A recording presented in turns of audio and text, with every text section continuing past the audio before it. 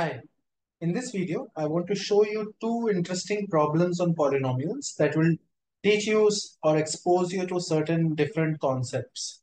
So these are very interesting questions and let's get into them. So question one is basically from Ukrainian Maths Olympiad. Okay, I have misspelled Ukrainian. I'll just write Ukraine Maths Olympiad 2010. So the question goes like this. Let P of x and Q of x be polynomials such that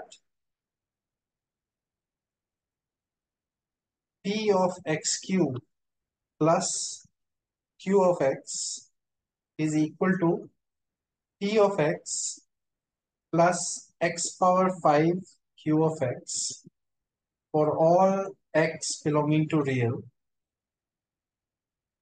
Let degree of P of x be equal to 4 and P of 0 is equal to 0.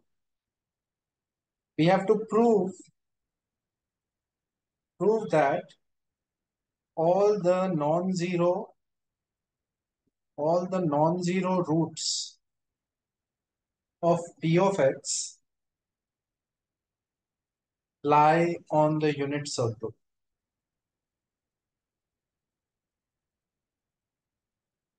So that is the question. This is a relation that is satisfied by all real x, and the relation is between two polynomials P of x and Q of x. The degree of P of x is 4 and P of 0 is 0. We have to show that all the non-zero roots of P of x lie on the unit circle. Unit circle is a circle of radius 1 centered at the origin, right? So obviously we can start off by saying that degree of P of x is 4 and P of 0 is 0. So the constant term in P of x will be 0 and we can write it like this. P of x is a power 4 x power 4 plus a cube x cube, a3 x cube, a2 x square plus a1 x. And there is no constant term because P of 0 is 0, right? So this is our original definition of P of x. And now we will use this condition. So we will say P of x cube minus P of x, we'll bring all the P of x terms to one side, is equal to x power 5 minus 1 times Q of x, right? So think about this condition for the moment. What does this condition mean?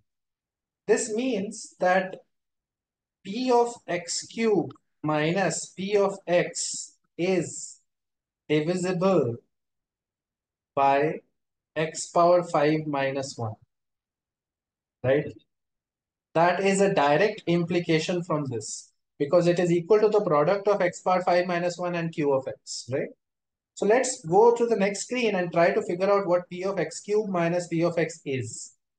So P of x cube minus P of x would be a power 4, a4 x cube will become x power 12 minus a4 x power 4 plus second term would be a3 x power 9 minus a3 x cube 3 plus a2 x power 6 minus a2 x square plus a1 x cube minus a1 x.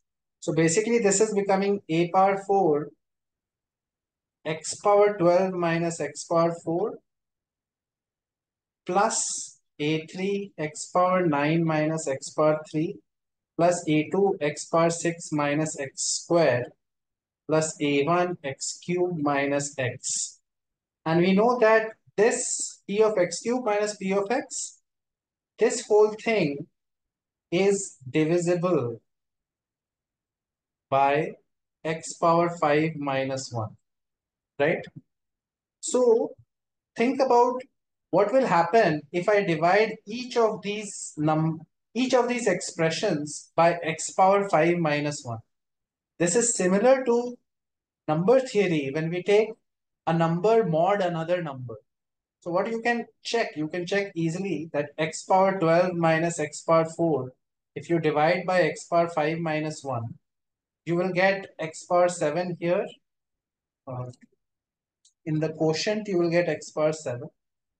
And then this becomes x power 12 minus x power 7. And that becomes plus x power 7 minus x power 4. And then you will have a plus x square, right? And this will become x power 5, x power 7 minus x square. And this will become x square minus x power 4.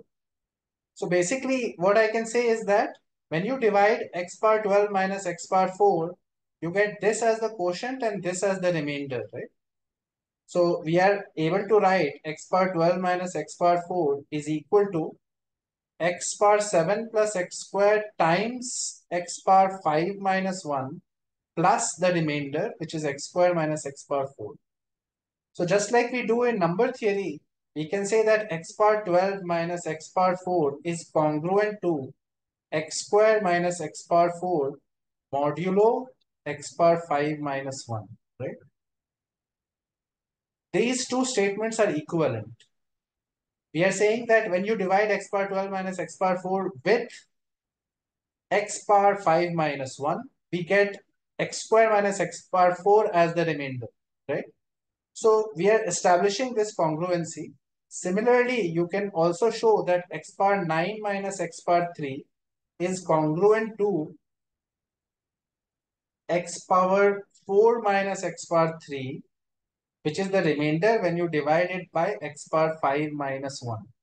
And lastly, you can also show that x power 6 minus x squared is congruent to x minus x squared modulo x power 5 minus 1, right? Why did I do this congruency? Because if the whole thing is divisible by x power 5 minus 1, automatically that means when you divide this with x power 5 minus 1, the remainders also must be divisible by x power 5 minus 1. So what you can say is that if p of x cube minus p of x cube minus p of x is divisible by x power 5 minus 1, then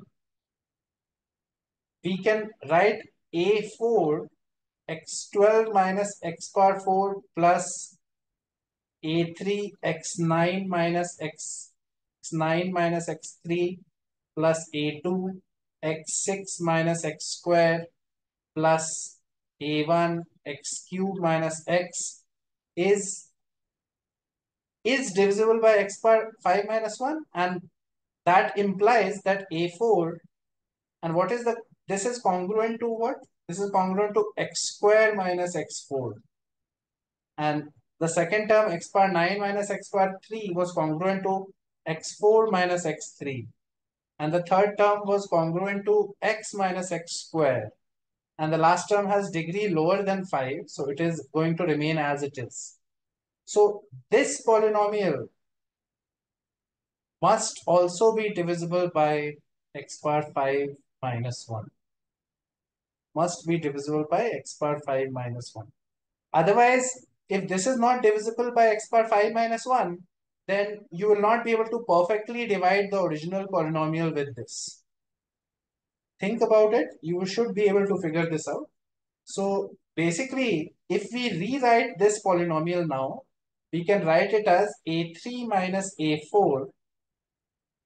Collect all the higher powers, a3 minus a4 x power 4 plus a1 minus a3 x power 3 plus a4 minus a2 x square plus a2 minus a1 x. This is the rewriting of the polynomial here, the remainder polynomial, and this is divisible by x power 5 minus 1. But there is a problem now. There's a problem that this polynomial is degree 4 and this polynomial is degree 5. So actually, you cannot divide a lower degree polynomial by a higher degree polynomial. unless the lower degree polynomial, this polynomial is a zero polynomial, is a zero polynomial. So that means all zero polynomials are divisible by any other polynomial, right? Otherwise, if you have a lower degree linear polynomial, cannot be completely divided by a quadratic, right? So that is the logic here, which means that this polynomial must be a zero polynomial, which means that coefficients are zero. So A3 is equal to A4 is equal to A1 is equal to A2. If all the coefficients are zero, you will realize that all the coefficients must be equal, right? And therefore, now we get a characterization of our original polynomial. Our original polynomial is basically a4x power 4 plus a4x cubed plus a4x squared plus a4x. Because a1 is equal to a2 is equal to a3 is equal to a4. This is what we got from the condition. And therefore, p of x can now be written as a power 4, and this is basically x common, and there will be x cubed plus x squared plus x plus 1, which will be a4x times GP sum of this is basically x power 4 minus 1 by x minus 1, right? Now, think of the roots of p of x. Roots of p of x will be, obviously 0 is a root, and the other four roots will be roots of x power 4 minus 1 except x is equal to 1, right? There are four roots of x power 4 minus 1. One of them is 1, but we cannot take the one root because it's in the denominator. So the three roots of x power 4 minus 1 except 1. Basically, the roots of this are 1 minus 1 I minus I, if you recall. So technically, we have to exclude this one. And the overall non-zero roots of this are minus 1 I and minus I. And you can see clearly that they lie on the unit circle. So there are four roots of p of x. The four roots are 0, minus 1, I, minus I. And all the non-zero roots lie on the unit circle. So the claim that was supposed to be proved in the problem has now been established. But remember what we did, the trick that we used to do this. We said that if a higher degree polynomial is divisible by another polynomial, we can express the terms of that higher degree polynomial as remainders modulo the x power 5 minus 1 that we did, right?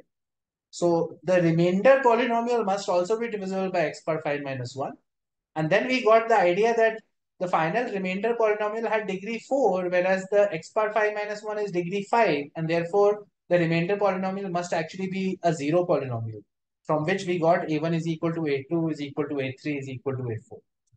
Now, after that, the problem is straightforward and it is done. Okay? So that was the first one. Hopefully you found it interesting. Let's look at the second problem that I wanted to show you today. This question says, let p of x be equal to x power 2009 minus 2009 times x power 2008 minus 2008, and so on, products of factors like this till x minus 1. You have to find all complex numbers A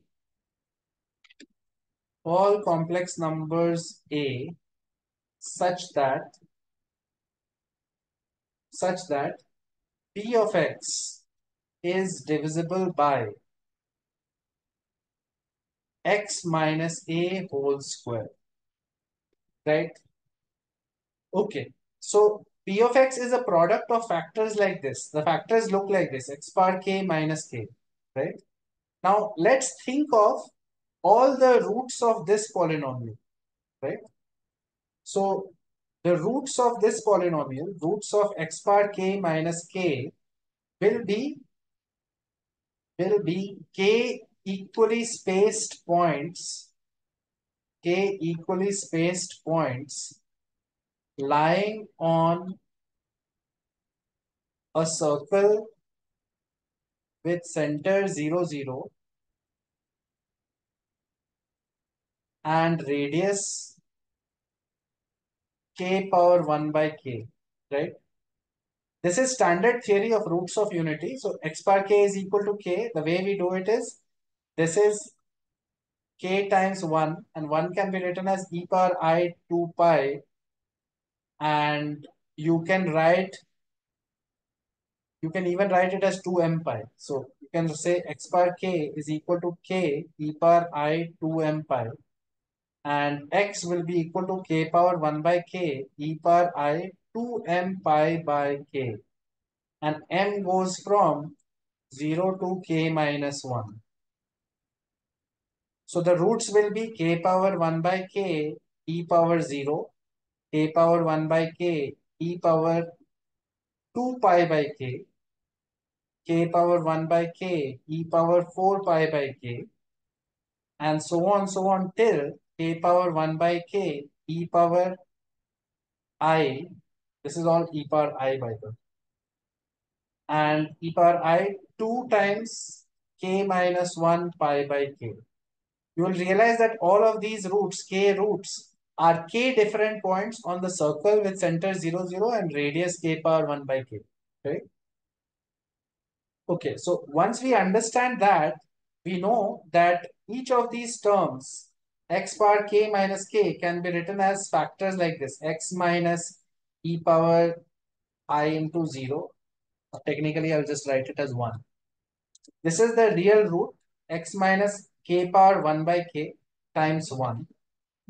Then x minus k power 1 by k e power I 2 pi by k. And then x minus k power 1 by k e power I 4 pi by k. And so on. There are k factors like this, right? So each of these terms can be split into k factors, and you should realize that these roots are all distinct. Roots are all distinct points. Distinct points on the unit circle. On the unit circle.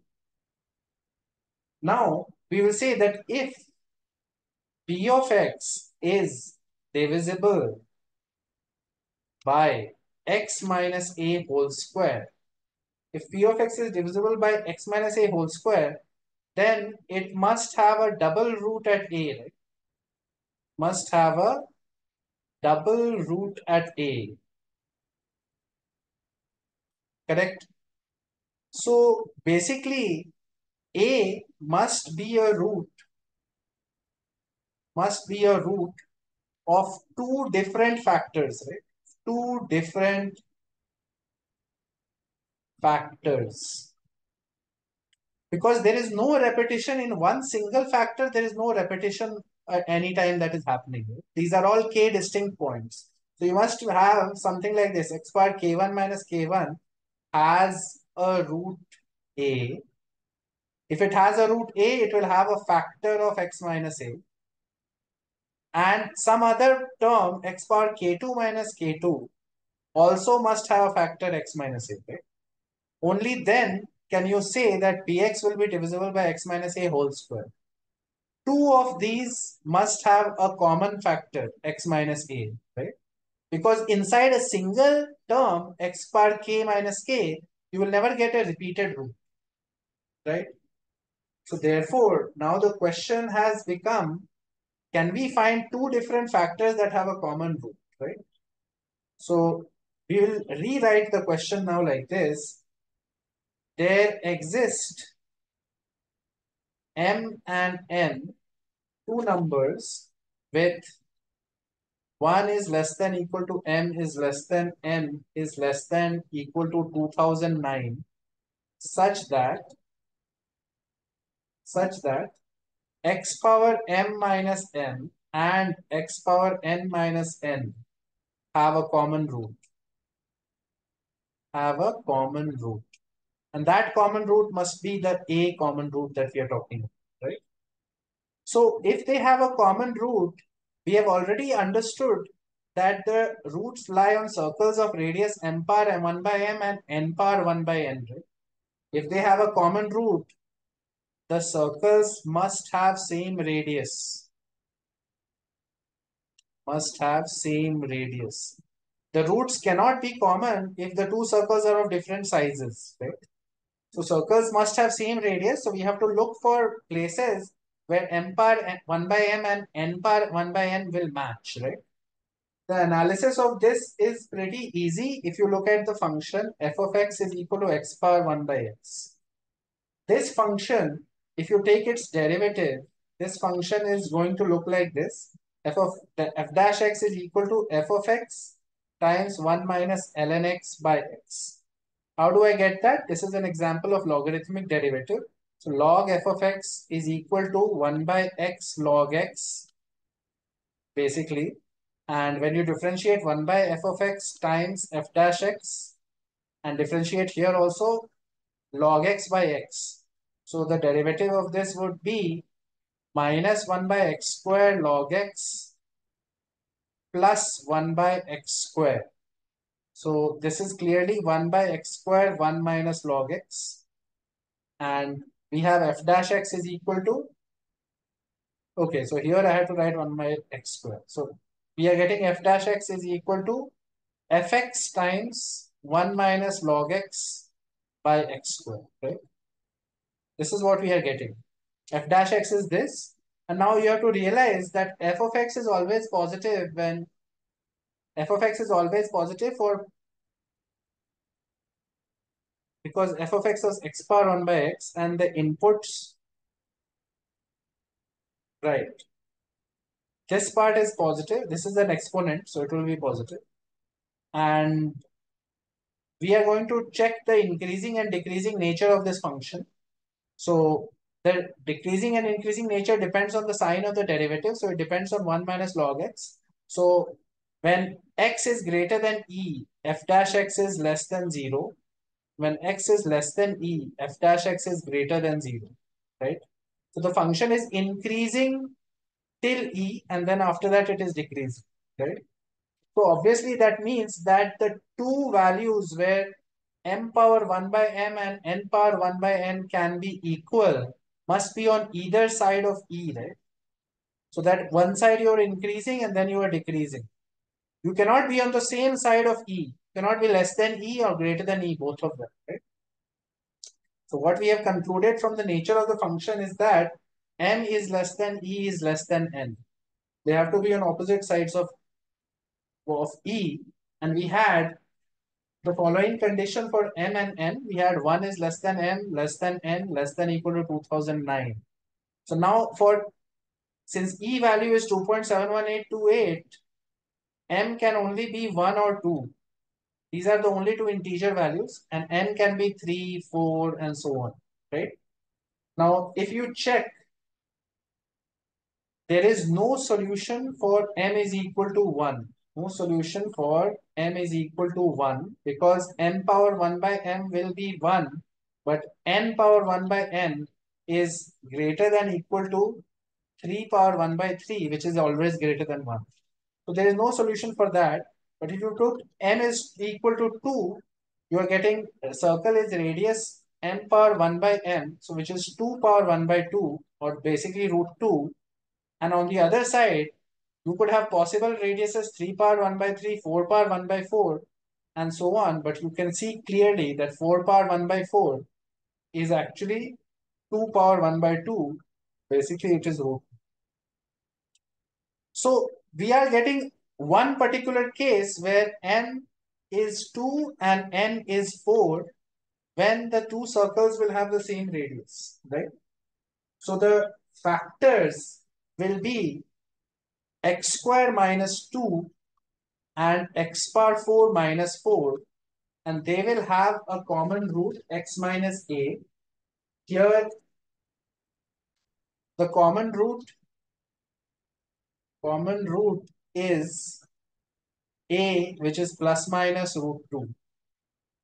This is the common root, and we have basically found the complex number a for which P of x, which was equal to x power 2009 minus 2009, x power 2008 minus 2008, till x power 4 minus 4, x cube minus 3, x square minus 2, and x minus 1.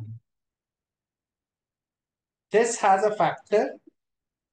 This has a factor x minus a whole square. We have showed that if a is plus minus root 2, we are definitely getting a common root here and a common root here. Right? So an interesting question which was solved only because we understood the nature of roots of this, right? X power k minus k. And we understood that they give k distinct roots lying on the unit circle. If you don't get that idea, you will never be able to realize how to get common roots. You have to have two circles where the radiuses match. And then we looked at the function f of x is equal to x power 1 by x to figure out when can the radiuses match. The numbers m and n have to be on either side of e. And only then you are getting the solution for m is equal to 2 and n is equal to 4. Right? So that concludes this problem. In the next section for the course, we'll look at some interesting problems on polynomials where good understanding and good ability with trigonometry will be useful. So polynomial problems where trigonometric knowledge is going to be really valuable. So look out for that video. We will be releasing that shortly. And so subscribe to the channel, like the videos if you like the content. And I'll see you next time.